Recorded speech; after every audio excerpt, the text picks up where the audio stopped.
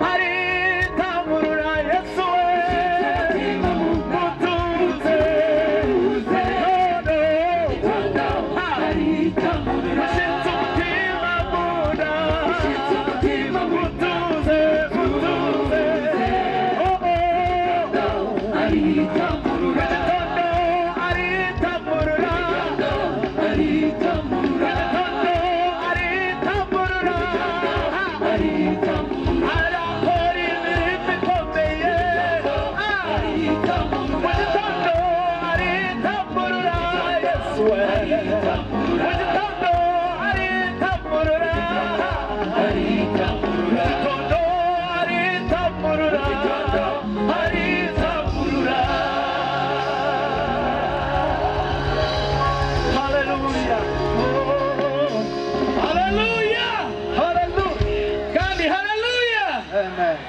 Ukomere Imana amashi cyane kubw'abakorana abakora Yesu.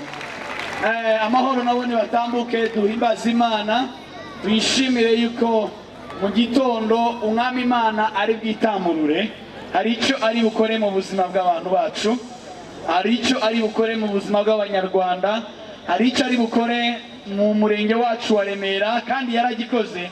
Ni nayo mpamvu twaje hano kugira ngo dushimire Imana aho igejeje ikora ibyo yakoze, kandi tuzi neza yuko izakomeza no kubikora. Rero hari ibyagezweho mu gihugu cyacu, hari ibyo Imana yakoze, ni nayo mpamvu twahuriye aha ngaha kugira ngo dushimire ibyo Imana yakoze.